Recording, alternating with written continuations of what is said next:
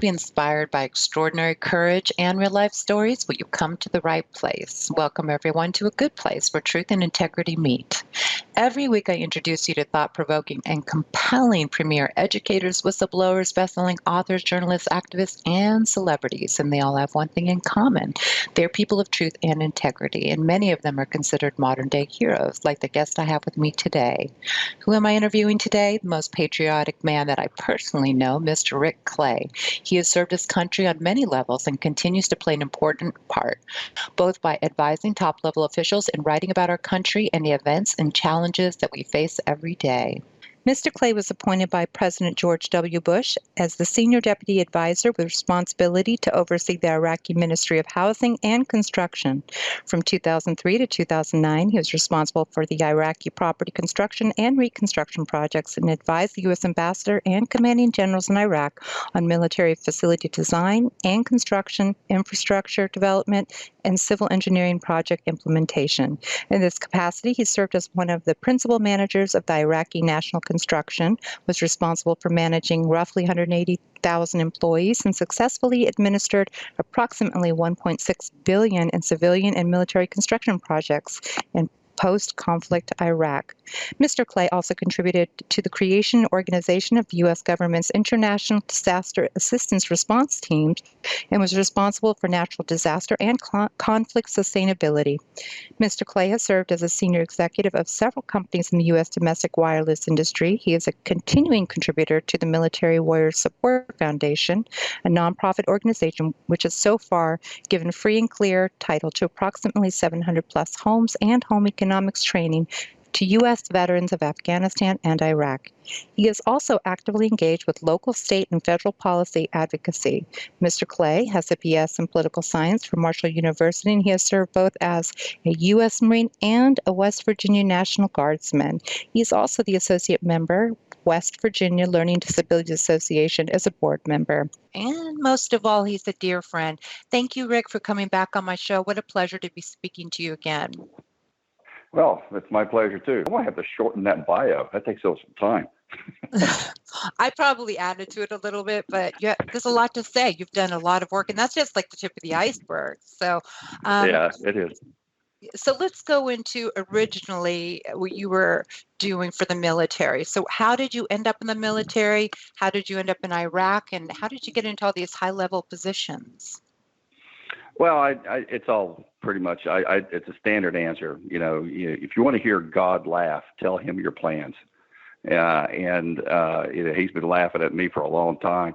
And, as a young man, I went into the United States Marine Corps. I'd gotten out of high school. I was a prospect in football.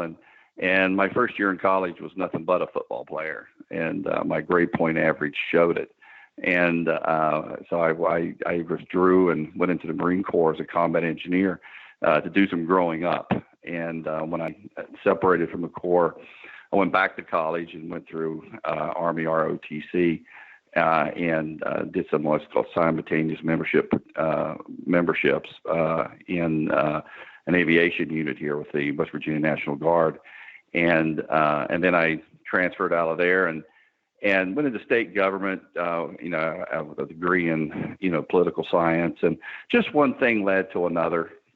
In preparation for being a city manager and then in the cell industry and getting involved in some projects for the government at that time. And then unfortunately 9/11 happened. And when 9/11 happened, I was asked because I had done some work with the government and I had a background that they're looking for in construction and management and military. And it just all kind of fit. And I was sent over to Iraq to be the deputy senior manager of the Ministry of Housing and Construction, where I worked with Mike Karam, who was the senior advisor at the time, with Ambassador Bremer. And just, from then on, it's been just a wild ride after that, and I've been very fortunate and blessed to meet some pretty impressive people. Both who are not known, both who are known, and I've had dear relationships with them. So, usually when something happens, I get asked to do something, and that's what I've been doing. I was wounded in 2009. Had to basically in a place called Bakuba, Iraq. I had just signed over a division-sized base up in Bakuba. Was coming back. Was in a vehicle that was hit and overturned, and I ended up having basically breaking my neck. I've got my whole neck is fused now, and since then I've been kind of retired since then. But I've been doing a lot of things. You say retired, but I know you're still doing a lot of important work for the government. I am, and if you'd asked me 5 weeks ago that I'd be helping out with this PPE issue, I would have told you you've been crazy. Can you define that for people? Oh, the PPE is the personal protection equipment. Basically, the masks, the gowns, and all the stuff that you use to to protect yourself, from the virus, that you would wear. And unfortunately, we have outsourced most of that, the vast majority of it. And it's been an eye opener for me. I've never had to deal with China directly. Whenever I've worked overseas, China has always been there, and they were making inroads to a lot of developed countries. So I always had indirect contact with them, and I saw what they were doing with, with their Silk Road initiative that they have, and they're basically, they're addicted to debt, and they get these countries indebted to them in big ways, and they build these massive infrastructure projects for them using Chinese labor and Chinese engineers. It's they have a term for it, but right now it kind of I think it's reciprocal funding. I think it's what it's called. And basically, we'll give you the funding, but you got to use our people. And that's an underlying problem that you see with the Chinese government right now, because the Chinese economy is not as good as most people think it is. If you actually look at their GDP graph, it's uphill, and it's been going downhill for quite a long time. And if you just take the time to actually really, really look, you can just go on Google, you go on YouTube, and you can find a ton of anecdotal evidence to show you that the problems that they're having, and this particular event with the COVID-19 is only going to worsen things for them. Mm-hmm. So they're marshaling resources, and basically, let's go into that a little bit. Yesterday we were discussing the issues with 3M. They make masks for people, and they provide masks for our healthcare workers. And it just seems like we don't have enough to go around. And maybe you can go into why. Well, there's a lot of reasons why, and this has been very. I've always been of the mind, as this administration has been, that we have outsourced so much of our supply chains in so many different industries, and I remember back in the campaign, because I was slightly involved with the campaign, giving opinion to them. I distinctly remember then candidate Trump making a speech about decoupling, that we had really outsourced a lot of our strategic resources or manufacturing supply chains to other countries such as China and India and Mexico. And he was, he brought up the most people remember the steel, and they remember the rare earth minerals, and they remember the aluminum. But he also, in that speech, also brought up pharmaceuticals and medical supplies. And this was way back in the campaign. And fast forward to now, it sadly has come home to roost, to sterile phrase. It has been an eye opener to me just how much of our medical supply chain, or PPE supply chain, has been outsourced to the Chinese, and then having to deal with the Chinese. It's really been an eye opener to me about seeing the policies, strategic planning that they're doing, what we're doing to counter it. I've had a kind of a sideshow seat to this whole thing, and and China has just really, they're just not our friend. I mean, I know the president says he has a good relationship with the president, with the premier, and he does on a personal level.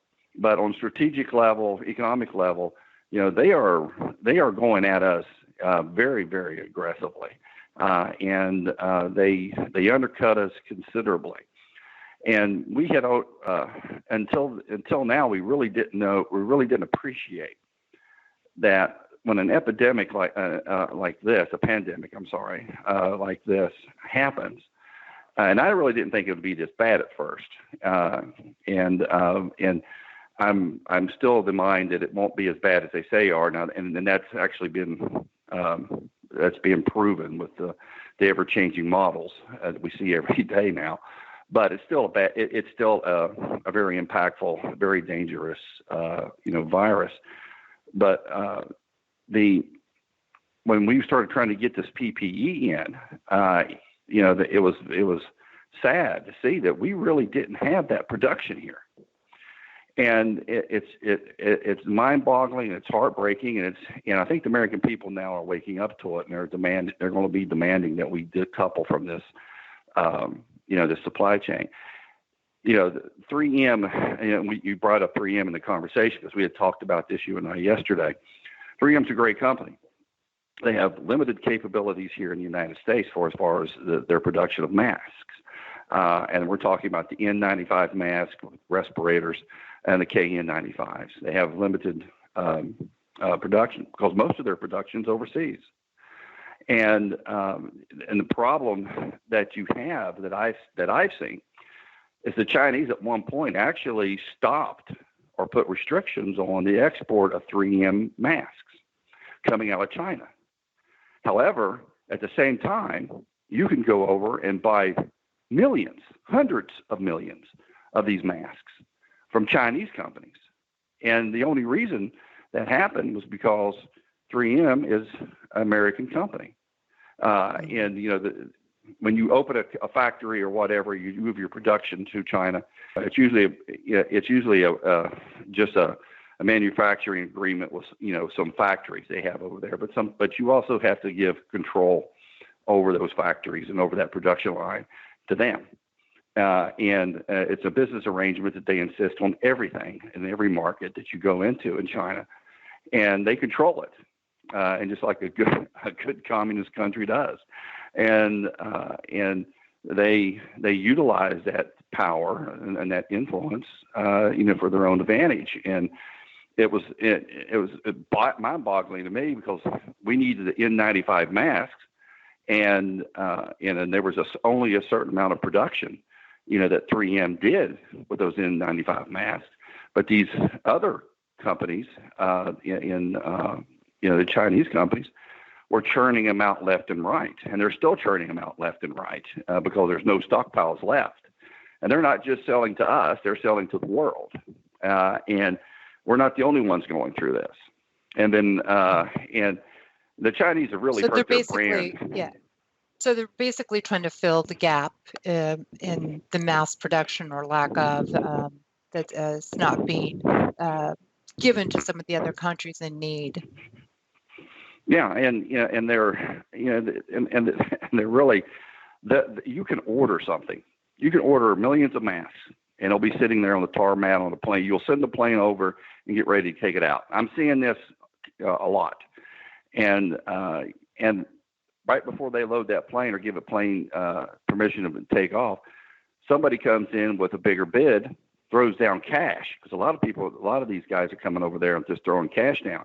And they just give it, and no matter if they have a commitment to you, they'll give that supply to whoever threw down the cash. And the president had to do a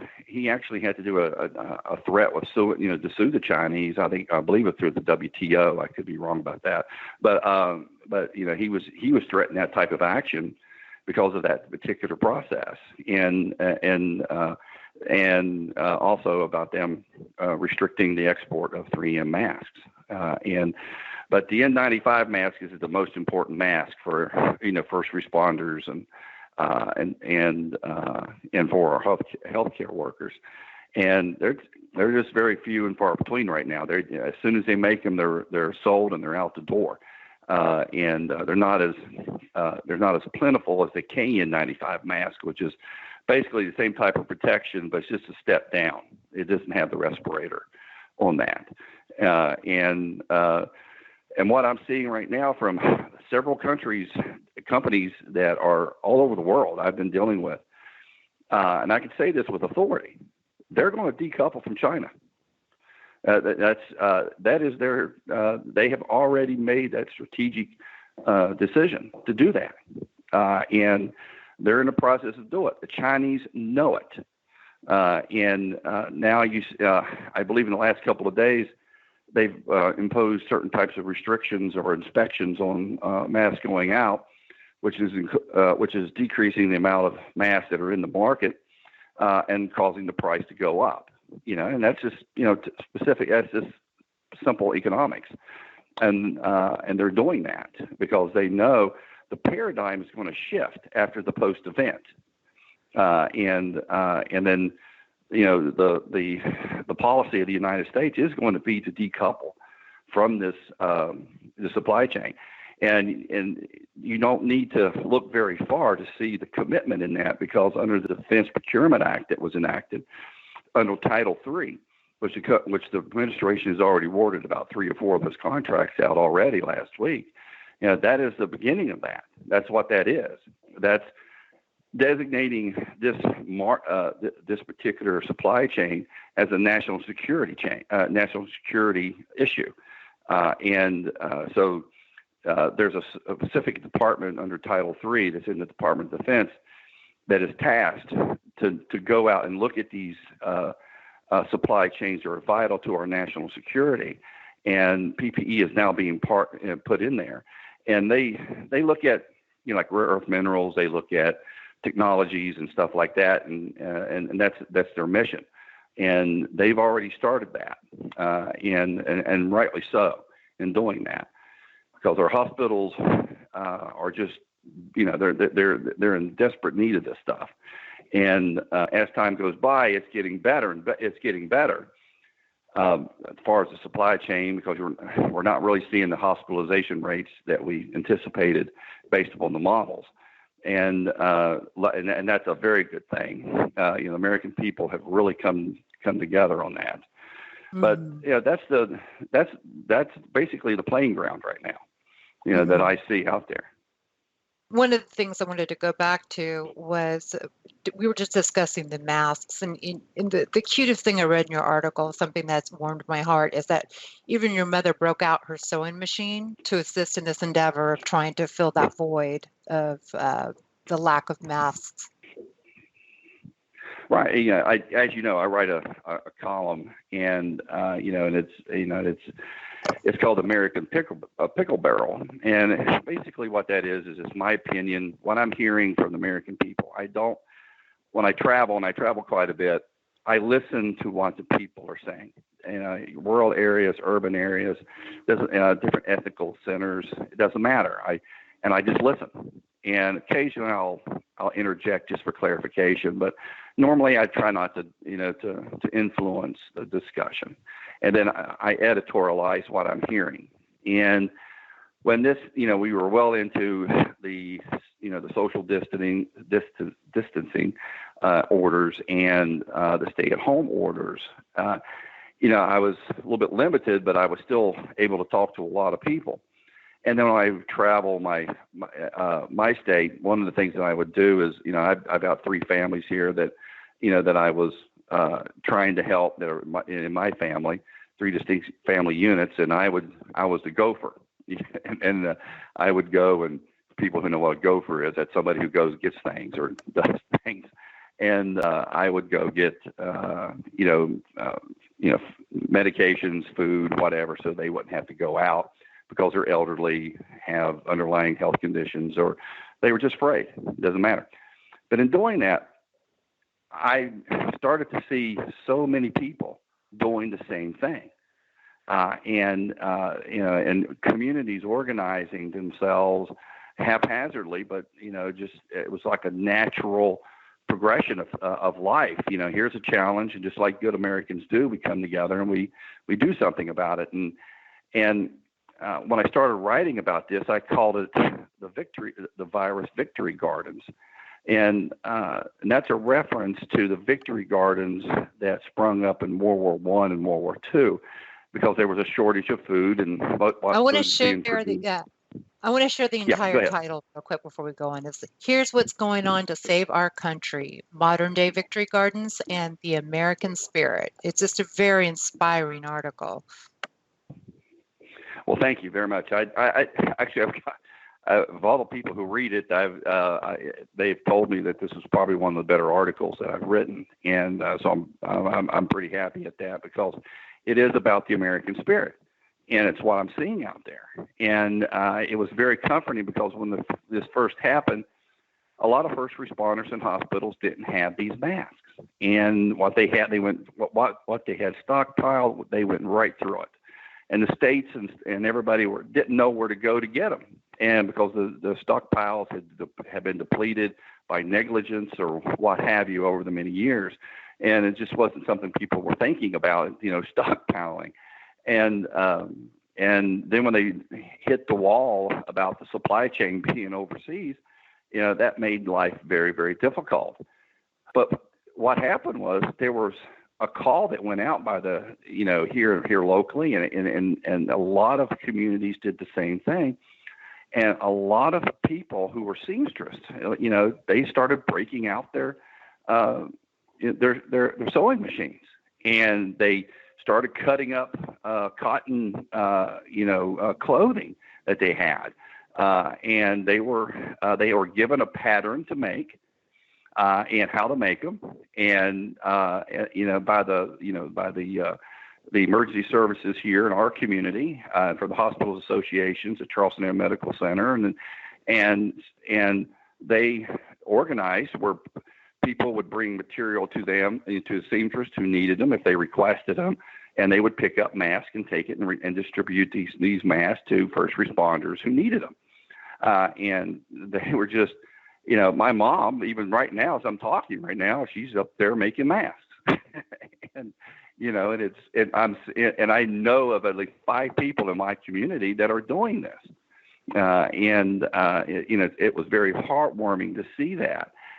And then I started seeing, how people here were adapting to these orders, the stay-at-home orders as well, and it's very, people at first took it as, oh, okay, I'm going to sit home and just take a little break, but that drives you crazy.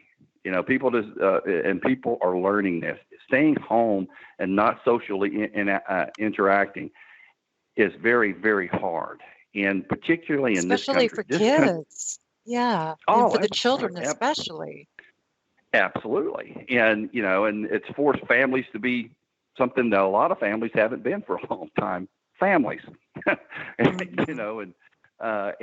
I'm seeing that, and that's, I'm seeing things that I haven't seen, and I say this in the article, that I haven't seen since the invention of the Xbox and the PlayStation. I'm seeing kids climbing trees, playing in the creek, playing in their yards, riding their bikes with their stay-at-home parents now, and that is, that's a heartwarming thing to see. And you get into urban areas, they're doing, the environment is a little bit different because they don't have the open spaces that the rural areas have, but they're doing the same thing. And that's heartwarming to see. And I'm seeing that all over, and I'm hearing that from all over. And and then, I started seeing, because what I was doing and sending information to the task force, when I was dealing with these different companies and so forth, then I started seeing a lot of small businesses who made totally different products are retool, just threw in and started to retool. And they retool so they can make these masks and PPEs. And that's not an easy thing to do, because you just can't just make them. There's a regulatory process that you have to go through too. You have to go through the FDA. You have to go through NIOSH, and sometimes the EPA. to get these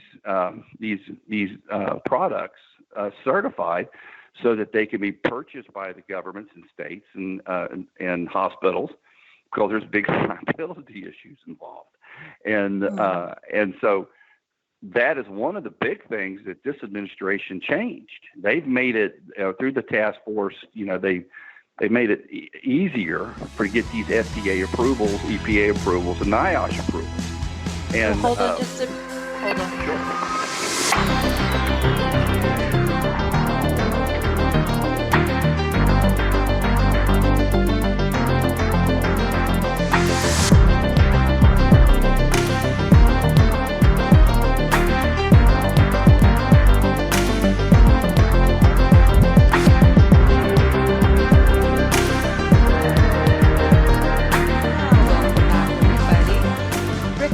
We're basically talking about discussing the beauty of the American spirit and how communities and the U.S. companies are coming together because of the COVID and current pandemic. So let's pick up where we left off. Yeah, and I call it. This is this victory gardens are broken down into many aspects, and the people coming together to do the mask is, a victory garden of compassion, and community benevolence, in my opinion. And will you go back earlier? Earlier, I interrupted you. Sorry, I just interrupted you again. And you were giving a little history about how Americans planted victory gardens. So I think I cut you off, and I think it'd be very interesting for the listeners to hear. Yeah, well, in World War One, it started in World War One, and it's carried on to World War Two. And because of the marshaling of the American juggernaut economy and manufacturing bases in those days, they had to retool for things, and then there were shortages not only of food but also of metals and petroleum and rubber and those things. And just like in those days, people adapted. They all came together in a victory, in a war footing. Because they saw themselves as being on the front lines, just like we do now on this. Because the war footing is here. This enemy is here. It's not one of our making, and it's invisible, but it's deadly. And so, the victory gardens, the people in those days started, raising gardens in their yards, on their roof. People in urban areas were raising gardens in vacant lots and even on top of roofs. And most people in the rural areas, you would see victory gardens of various sizes, on their property. And even to this day, even the older people, the elderly that are affected by this, if you go by a lot of their houses, you'll see they still have little gardens in their homes, and it's just something they grew up with. It was a big part of their lives. And the reason for that was so that the food that was being produced by organized agriculture, that needed to go, that production needed to go to the troops that were fighting, and that infrastructure. There was a shortage, and we had rationing and so forth back in those days as well. Ration cards were given out to everybody. So the victory gardens was just a way for the people to come together, raise food for their own consumption, so that they weren't taking away from the normal production of agricultural goods that needed to go to sustain the war efforts. And so that's what you're seeing now. Nobody's planting gardens right now, but if this thing would keep on going, I guarantee you that's probably what would happen. Matter of fact, I have some anecdotal evidence where several of these companies who actually make and sell these seeds are being inundated by people requesting seeds so they can start growing their food. So the American people are really preparing themselves, even even past this particular event. And so that's the history of the victory gardens. It helped led to the victory in World War One and World War Two, as far as supply chains and logistics were concerned, for in support of our troops. And so what you're seeing now is what I'm seeing now, and I call these victory gardens. I see them all over the place in different ways. The people coming together to make the masks, the people coming together to deliver those masks to the first responders, small businesses coming together and retooling what they normally make to meet a need more efficiently than what's being done by the individuals or seamstresses sitting at home making masks. And it's not just masks, it's everybody wants to concentrate on masks, but you see this in the distilleries. There's a big shortage in hand sanitizer, and there's so many private distilleries now that are actually making that. And there's actually there's a supply problem with alcohol right now, and so the distilleries are stepping in on that in a big way. And Bacardi is one of the problem, and I think even Bartles and Jack Daniels is doing it as well. And there's a lot of small ones. There's a lot of small ones here in my community are doing this very same thing. So you see this everywhere. And, I just wanted to say something because we were just talking about hand sanitizers, and we talked a little bit about this yesterday. It's the price gouging. People are desperate and they're in need. And I had gone on Amazon trying to find some cleaning products and hand sanitizers, and they were charging like $50 a bottle. And I thought, this is horrible. So I started to research companies, and they were based out of China. I just think that's a horrible thing to do, to take advantage of people. Well, and that's what they're doing. You see, you took the time, and this is, and that's indicative of what a lot of people should start doing. When you see these price gouging that you see, if you take the time, like you did, and trace back the company that's actually selling that, who's putting that on Amazon or putting it on whatever site there is, or even selling it through normal channels, it goes all the way back to China. They are I know this for a fact because of the work that I'm doing and the people that I deal with who deal in China at a very, very high level on the manufacturing side and trade side. The Chinese know that we are going to decouple. We're not the only ones. There's other examples worldwide that are going to have this. I've had this discussion with several top-level officials. I'll find that I talk to quite often. Yeah, and in some military officials and stuff that I've always promised not to release their names publicly, but believe me, if I did, you'd know who they are. And they've been in the intelligence field at the very top of it.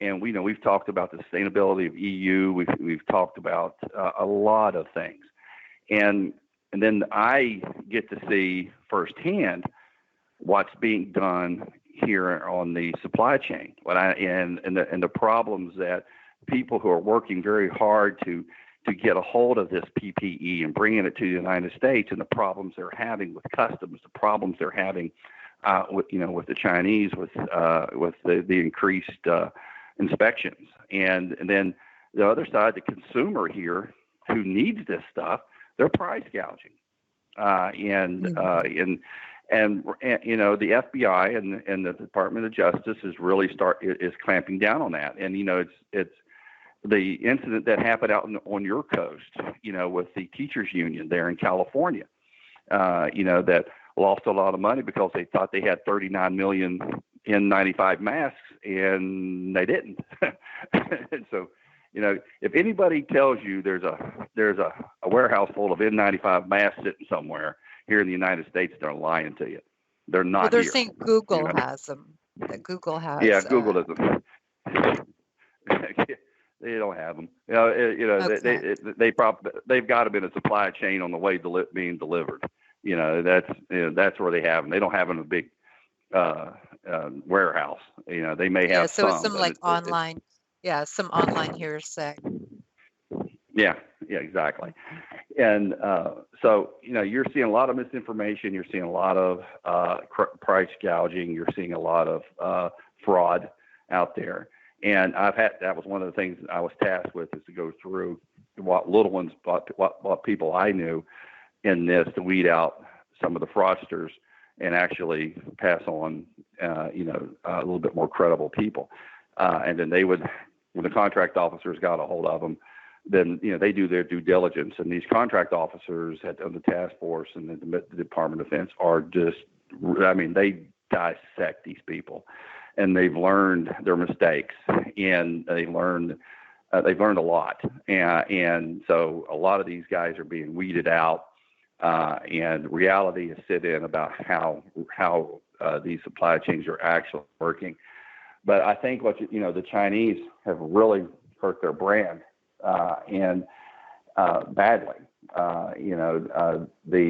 It's not just us; it's other countries. What they did to Italy was just astonishing. And for those who don't know what that was when this virus first broke out, and it was a Chinese problem. The Italians, just like the Canadians, sent millions and millions, or majority of their stockpile PPE to China. And then it became known that it was a worldwide problem. The Chinese didn't share the right information.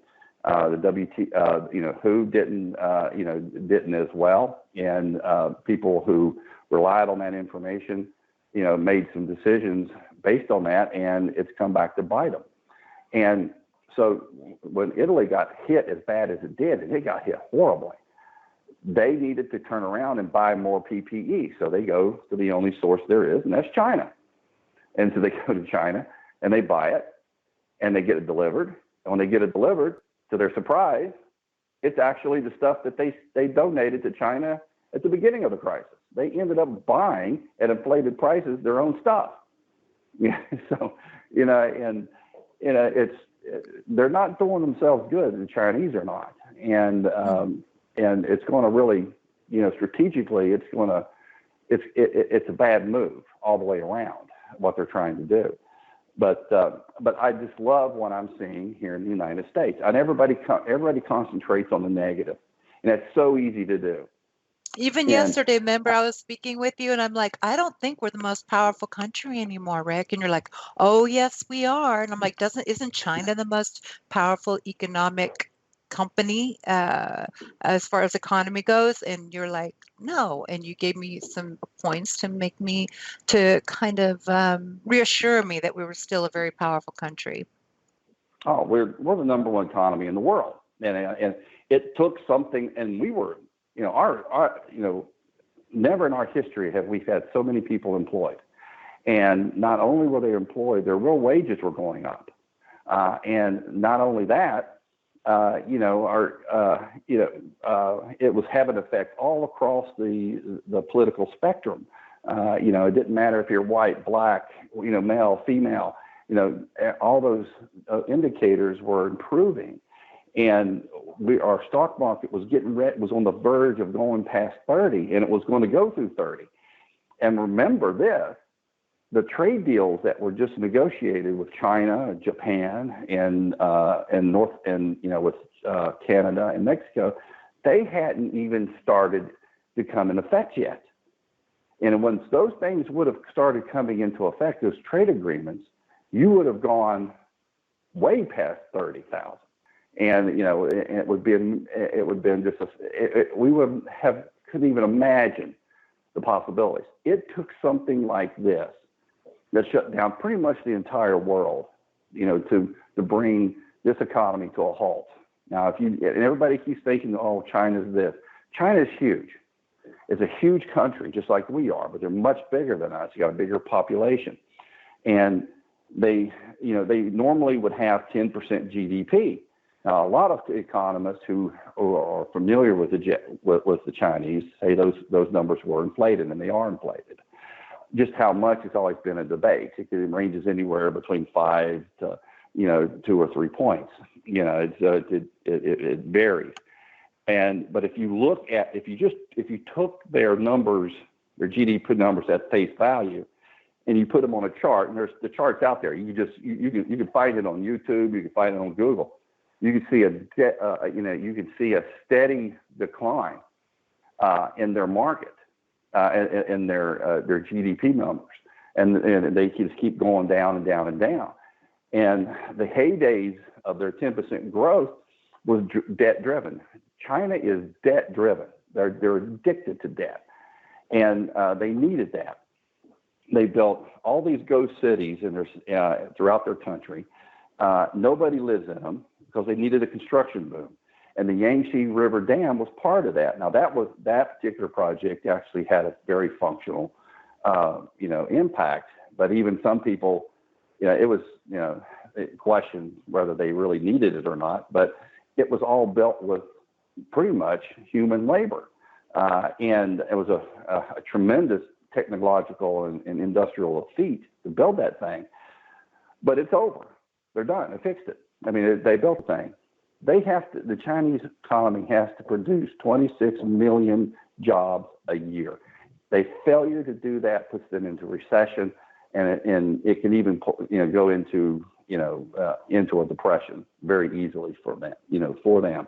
Their bubble busted several years ago, and you don't have to take my word for it. You can go on YouTube, you can go on Google, you just dig, because they like to suppress. But always check your sources. I always say to people, check your sources. Check your sources. But you can find these videos of how their economy has dramatically reduced. And these factory cities, how bad they're impacted. And there's a natural, and one of the reasons, common factors is this is. In my business, nation building, when we go into a nation, we produce what's called a sandbook. And a sandbook basically tells us what, different economic indicators are when we first go in. And then as we develop and rebuild something, the price of labor increases. And that's a good thing when you're trying to rebuild a country. All right. And so that was, I would see this. The price of labor in China has gone up. And they are losing their advantage in the big advantage. They had a huge advantage. Now they just have a big advantage or a large advantage, in that. But it still impacts their GDP and their income. And you see an outward migration now. You used to see a migration of foreigners from Indonesia going into China to work. Now you're seeing the opposite. They're leaving because the jobs are not there, and they're going back to their home countries, or they're going back to their farms. Yeah, they're going back to their farms. And you ask them, why are you going back to your farm or your family's farm? And they tell you. You can see these videos everywhere. They said, because on my family's farm, I could feed myself. I see. Yeah. We have just like 10 more minutes, and I was trying to figure out a segue to it. We were talking about hypersonic weapons, and you were disclosing some of that to me. The segue would have been, I was going to ask about the military in China, but I am very curious about this type of technology. And also, we can still cover that. What is the military standing in China?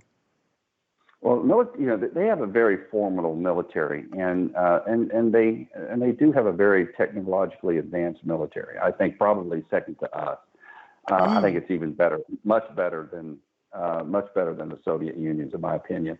However, just like a lot of but most of their basic equipment that they have are copied off of our designs. If you look at their utility helicopters, their ships, a lot of their tanks and weapons, they're just like carbon copies of ours, and they are, basically. They back engineered a lot of it. My father used to tell me, well, China and even Japan to some extent, they're great at copying what we have, and oftentimes they make it better, at least in Japan. Yeah. And, they have a formidable submarine fleet, but they don't really have a formidable surface fleet. They could not, in my opinion, and a lot of other guys' opinion that I know in the Navy and at a very high level, their biggest concerns are their standoff missiles and their submarine force. But if you stack the navies, if there was a war to break out, with China, with anybody, it's in the West, they were going to have to contend with the naval might of Japan, the United States, the Fleet, and Taiwan, and quite frankly, probably and most likely Britain, if they're a small navy now, but they pale in comparison to what they would have to face. And they, they have 3 aircraft carriers. One of them's actually still, hasn't been completed. They're just basically they're in the process now of building their first homegrown carrier, and not sure how that's going to look and work out, but it's almost completed. But they just do not have they don't have the ability to project power beyond a certain distance from their shores. I do not believe that if they ever would try to invade Taiwan, they would not be able to do it. And I don't even think they'd even make the crossing. In the 70s, they invaded Vietnam under Jimmy Carter, and they penetrated about 25 miles of Vietnam. Now Vietnam is right next door, and they share a common border. The Vietnamese kicked their butt all the way back to the border and past the border, they just, when you have a big, diverse country like that, and the Soviet Union faced the same problem, not all of their ethnic people will fight for them. Mm-hmm. They wear the uniform because it's a jobs program. But you can't dismiss them. They've got a very formidable military, but they're not going to be able to project past their borders, in my opinion. And we have some of the most advanced technology. Oh, yeah. Is that correct to say? Exactly. And you said you were talking about, because I have the type of listeners that are very interested in technology. So these hypersonic weapons, you were saying they've been going on, that they were been tested for a long time. And just curious what that even is. Well, if you've listened to a lot of the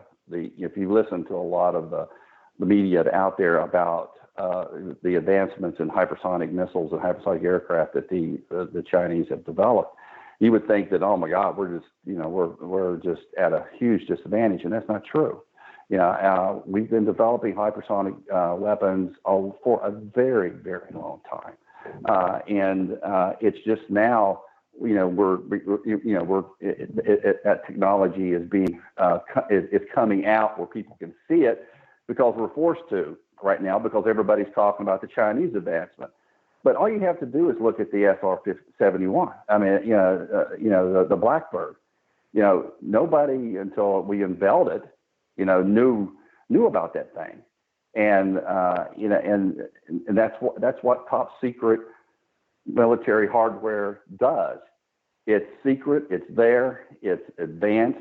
I have seen what I have been able to see in my lifetime.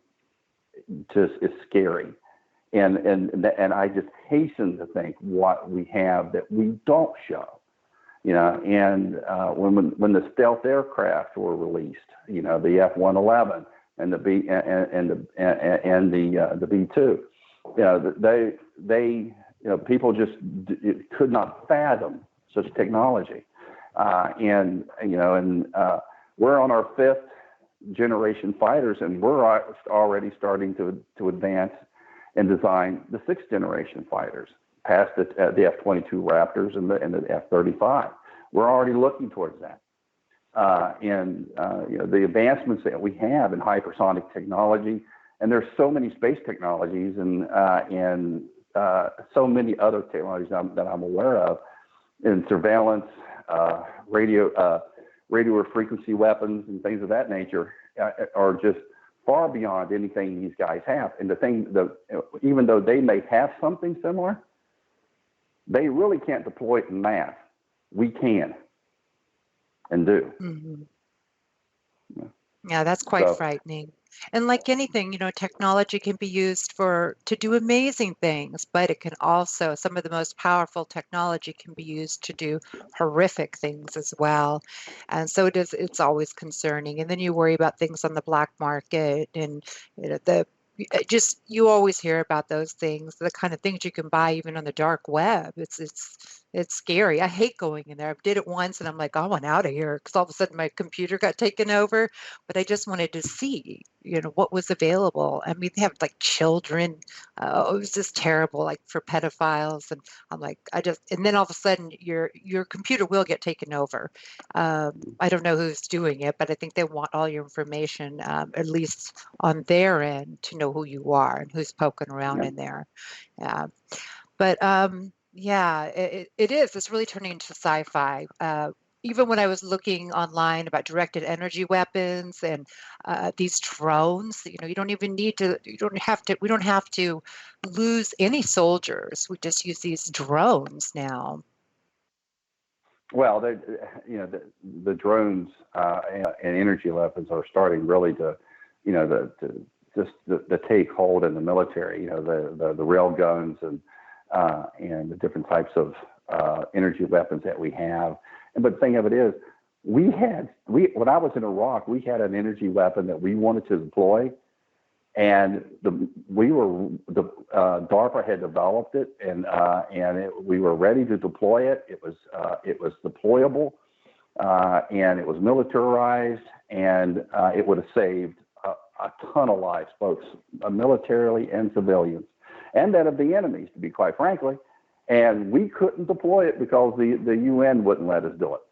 And I was shocked at that, And so the UN does have some pull, okay? Because everyone's like, "Oh, the UN can't do anything," but it seems to not be the case. They have pull.